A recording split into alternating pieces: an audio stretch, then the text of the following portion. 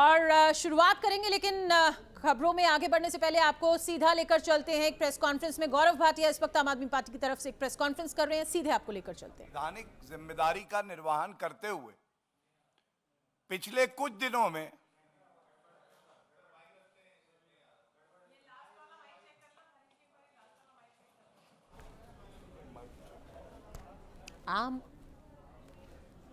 तो फिलहाल आपको हम बताना चाहेंगे, आम आदमी पार्टी की तरफ से मनीष सिसोदिया ने जिस तरह का आरोप लगाया था बीजेपी के ऊपर, उस पर यह प्रेस कॉन्फ्रेंस हो रही है। आम आदमी पार्टी के पास सवालों का जवाब नहीं है। गौरव भाटिया की तरफ से बात कही जा रही है। आपको हम बताना चाहेंगे, शराब घोटाले में बीजेपी का आम आदमी पार्टी पर पलटवार है और सीधे तौर पर बीजेपी आम आदमी पार्टी को घेरती हुई दिखाई दे रही है। और बीजेपी की तरफ से यही बात की जा रही है कि आम आदमी पार्टी ने सिर्फ भ्रष्टाचार किया है, लोगों के साथ खिलवाड़ किया है और आम आदमी पार्टी से जिन भी सवालों का जवाब मांगा गया है वो जवाब आम आदमी पार्टी के पास नहीं है।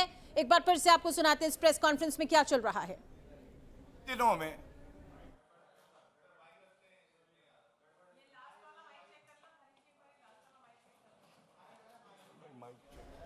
तो भारतीय जनता पार्टी की प्रेस कॉन्फ्रेंस चल रही है। आम आदमी पार्टी को यहां पर एक बार फिर से घेरने की तैयारी लगातार आम आदमी पार्टी और बीजेपी के बीच जो ठनी हुई है, आरोप प्रत्यारोप का दौर चल रहा है, वार पलटवार का दौर चल रहा है। इस बीच आप देखिए आम आदमी पार्टी की तरफ से किसी तरह का बयान आता है, बार बार जो मुख्य मुद्दा है उस पे अरविंद केजरीवाल जी को लाते हैं। ये जनता के प्रश्न हैं, इसका उत्तर दे दीजिए। लेकिन विचित्र आपकी पाप राजनीति है। जो प्रश्न जनता पूछ रही है वो अरविंद केजरीवाल जी सुन पा रहे हैं, लेकिन क्योंकि निरुत्तर है, भ्रष्टाचार पकड़ा गया है, तो गोल पोस्ट के साथ भाग रहे हैं। जनता प्रश्नों का गोल दाग रही है और वो गोल पोस्ट बदलते हैं। कभी न्यूयॉर्क टाइम्स के लेख पे पहुंच जाते हैं, कभी राजनीतिक द्वेष बताते हैं, कभी मोदी जी वर्सेस अपने को ही एक बड़ा नेता बताने लगते हैं, कभी विधानसभा के चुनाव पे चले जाते हैं। लेकिन ये सब जो आप कर रहे हैं ये आपके काम आएगा नहीं। आज सबसे पहले शुरुआत करूंगा खिसियाए हुए अरविंद केजरीवाल जी और एक्यूज्ड नंबर 1 मनीष सिसोदिया कहने लगे कि मेरे पास एक संदेश आया है भाजपा का। मैं इतना ही कहूंगा, जिनकी नीयत खोटी है, सोच छोटी है, उनको कोई क्या तोड़ेगा। आपका अहंकार तो दिल्ली की जनता तोड़ रही है। ये सब अनर्गल बातें करना बंद करिए। और आपको अगर इस बात का अहंकार है कि आप भ्रष्टाचार करके जनता का जो रुपया है उसे लूट कर उत्तर भी नहीं देंगे, बहुत जिम्मेदारी से हम कहते हैं आपका अहंकार और गुरूर भी टूटेगा और यह सुनिश्चित किया जाएगा कि जनता का जो एक एक रुपया है उसकी वसूली हो। जो बड़ा खुलासा हम करेंगे, आप सब जानते हैं कि 24 घंटे की मोहलत कल दी गई थी कि अरविंद केजरीवाल जी, अगर आप ईमानदार हो, कट्टर ईमानदार हो, तो जो प्रश्न पूछ रहे हैं उसका उत्तर दे दीजिए। जनता से आप आंखें नहीं मिला पाएंगे, लेकिन कम से कम प्रश्नों के उत्तर तो दीजिए। 24 घंटे पूरे हो गए, उत्तर में आया एक ट्वीट में फिर वही अनर्गल बातें। तो इसलिए हमने सोचा कि जनता के जो सवाल हैं पुनः आपके समक्ष रखें और ये दिखाएं कि ये छोटे भ्रष्टाचारी नहीं हैं, ये कीर्तिमान बना रहे हैं भ्रष्टाचार का। आबकारी नीति कैसी हो, इसकी एक कमेटी का गठन हुआ है और आज की प्रेस वार्ता में प्रमुख बिंदु यही रहेगा, कितने बड़े भ्रष्टाचारी हैं अरविंद केजरीवाल जी और मनीष सिसोदिया। सिफारिश हो रही है क्या और नीति ला रहे हैं क्या। और चुनौती देके कहता हूं, अगले 24 घंटे में जो प्रश्न उठा रहे हैं हम लोग, जनता को यह जानने का हक है, ये जो आबकारी नीति आप सिफारिशों को अनदेखा करके लाए, लूट खसोट मचाने के लिए आपने ऐसा क्यों किया। तो आबकारी नीति कहती है, सिफारिश जो हुई, इस कमेटी में वरिष्ठ लोग सम्मिलित थे। पहले मैं बताऊंगा कि कमेटी की सिफारिश क्या थी। कमेटी ने कहा जो होलसेल का ठेका होगा L1, ये सरकार अपने पास रखे। और मैं पढ़ रहा हूं 1.1.1 एक वाक्य, और अरविंद केजरीवाल का झूठ भी पकड़ा जाएगा और भ्रष्टाचार भी उजागर हो जाएगा।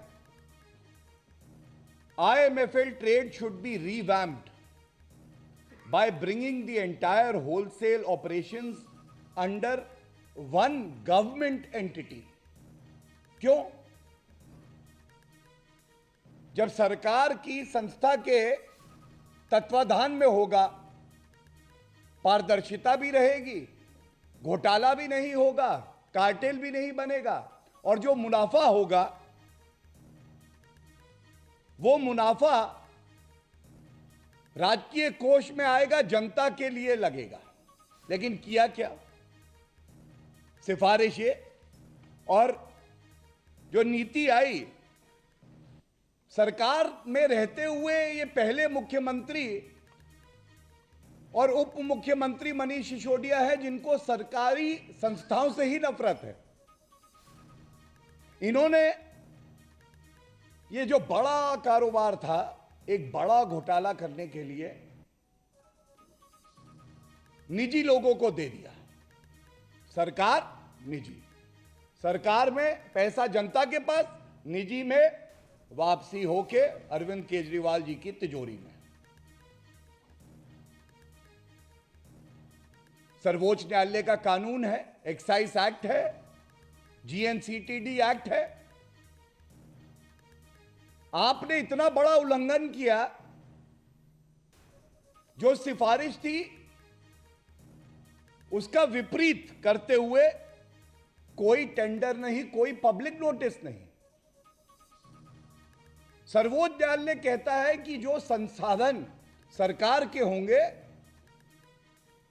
उसमें सम्मिलित होने का अवसर हर नागरिक को देना होगा। The state largest has to be distributed in a manner which is most beneficial for the people of the country. Arvind Kejriwal ji, मुझे पता है आप ये प्रेस वार्ता देख रहे हैं, आप निरुत्तर हैं। जनता ये पूछ रही है आपने क्यों नहीं कोई पब्लिक नोटिस दिया? क्या ये वाजिब सवाल नहीं है? और सबसे बड़ी बात है, जो कमीशन था उसको बढ़ाकर 12% कर दिया गया निजी व्यक्ति को। क्यों? यह पॉलिसी का कागज है। मैं समझता हूं यह सिफारिश है, सरकार की संस्था निजी। आपने कोई पब्लिक नोटिस नहीं दिया, टेंडर नहीं निकाला, क्योंकि आप चाहते थे कुछ चुने हुए विशेष व्यक्ति जो कि आपकी तिजोरी भरे, उनको ही टेंडर दिया जाए। और सबसे बड़ी बात है, जब कमीशन 2% थी उसको 12% करा, तो ये जो राजस्व का नुकसान हुआ इसकी भरपाई कौन करेगा? कट्टर बेईमान सत्येंद्र जैन, मनीष सिसोदिया, अरविंद केजरीवाल जी, आप ये तो बता दीजिए। इसके बाद ये सिफारिश की गई है। दूसरा जो बड़ा मुद्दा आता है, एक लाइन पढ़ूंगा और इसलिए पढ़ूंगा कि जब भारतीय जनता पार्टी कोई बात रखती है तथ्यों के आधार पे, बड़ी ईमानदारी से, जनता की बुलंद आवाज बन के रखती है, और जो भ्रष्टाचारी होते हैं, अरविंद केजरीवाल जैसे लोग होते हैं, ये थर-थर कांपते हैं। मैं प्रमाण लेके आया हूं, सिफारिश हुई कि जिन व्यक्ति को रिटेल वेंडिंग का ठेका जाएगा वो लॉटरी सिस्टम से जाएगा। There should be a new lottery, it is recommended. और इसकी वजह भी वही है, जब लॉटरी होगी तो भाग लेने वालों की संख्या ज्यादा होगी, ज्यादा राजस्व आएगा। लेकिन किया क्या गया? पूरे दिल्ली क्षेत्र को 32 जोन में बांटा गया, लॉटरी नहीं की गई, और 16 ऐसे शराब के कारोबारी जो कि इनके साथ मिली भगत में इनको रुपया देंगे, उनका चयन करके हर किसी को 2 जोन दे दिए गए। अब यह बड़ा चिंताजनक है कि आप अपनी आबकारी नीति जो बनाते हैं उसमें सरकार के जो नुमाइंदे हैं उनका विवेक जरूरी नहीं है। जिनको भ्रष्टाचार करना है वो बता रहे हैं कि आबकारी नीति में ये वाला क्लॉज हमें पसंद नहीं है, 30 करोड़ रुपए का जो जुर्माना है उसको माफ कर दीजिए, 144 करोड़ रुपए जो देने हैं सरकार को उसको माफ कर दीजिए। ये तभी होता है अरविंद केजरीवाल जी, जिसको जनता ने जिम्मेदारी दी हो ईमानदारी से जनता की सेवा करने के लिए, वो खुद बेईमान हो जाए। और तीसरी बड़ी बात, ये बहुत अहम है, ये स्पष्ट था सिफारिशों में कि 10% जो है वो लाइसेंस फीस को बढ़ाया जाएगा रिन्यूअल पे। यहां पे और बड़ी एक लूट हुई। सिफारिश को आबकारी नीति में लाया गया और लिखा गया add 10% to account for year on year growth 10% of clause 6 में जो है उन्होंने बताया कैसे रेवेन्यू होगा। और इसके साथ उन्होंने कहा कि 10% बढ़नी चाहिए। लेकिन जब इसको लागू करने की बात आई, दबाव में आते हुए कहीं हमारी ये काली कमाई रुक ना जाए, ये 10% जो है वो लिया ही नहीं गया। इससे अनुमान है ये करीब 900 करोड़ रुपए का नुकसान राजस्व को हुआ। 900 करोड़ रुपए केवल इस 10% जो बढ़ोतरी होनी थी रिन्यूअल पे फीस में, वो ना लेने से।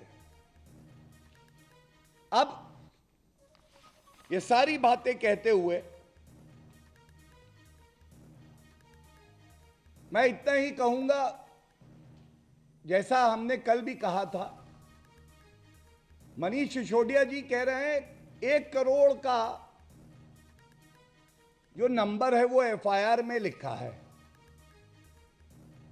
1 करोड़ हो या 900 करोड़ हो या 9000 करोड़ हो या इससे भी ज्यादा बढ़कर हो, ये तो विवेचना का विषय है। दूध का दूध और पानी का पानी हो जाएगा, सच्चाई सामने आएगी। और मनीष सिसोदिया जी, आप कहते हैं मैं झुकूंगा नहीं, अरविंद केजरीवाल जी सर्टिफिकेट देते हैं ये कट्टर ईमानदार हैं। ये बात अलग है कि आजकल जिसको कट्टर ईमानदारी का सर्टिफिकेट अगर अरविंद केजरीवाल दे देते हैं तो वो जेल की सलाखों के पीछे जरूर जाता है। और ये भी बात स्पष्ट कर दें, अगर विवेचना पूरी तरह से हुई, सामने आई और आपका भ्रष्टाचार सामने आया, तो आप कानून के सामने झुकेंगे भी और आपका भ्रष्टाचार रुकेगा भी। गलतफहमी में मत रहिएगा। कानून और जांच एजेंसी अपना काम करेंगी, पूरी तत्परता से कर रही हैं। मैं 24 घंटे पुनः भारतीय जनता पार्टी की तरफ से आपको देता हूं, इस चुनौती के साथ कि अगर आप कट्टर ईमानदार हैं, जैसा आप अपने आप को प्रमाणित करते हैं, बाहर निकल कर आइए और जो सवाल जनता के हैं उनका उत्तर जरूर दीजिए। और अगर आपको लगता है इन सभी गंभीर आरोपों का उत्तर न्यूयॉर्क टाइम्स का आर्टिकल है और इश्तिहार का बजट बढ़ाकर टिम्बकटू टाइम्स में भी आप एक इश्तिहार दे के बच जाएंगे, तो ऐसा होने वाला नहीं है। सत्य बाहर आएगा जरूर। बहुत बहुत धन्यवाद। मैं प्रेम जी से कहूंगा कि आगे की कार्रवाई करें। आदरणीय रमेश बिदुड़ी जी से आग्रह है कि आपको सम्मानित करें।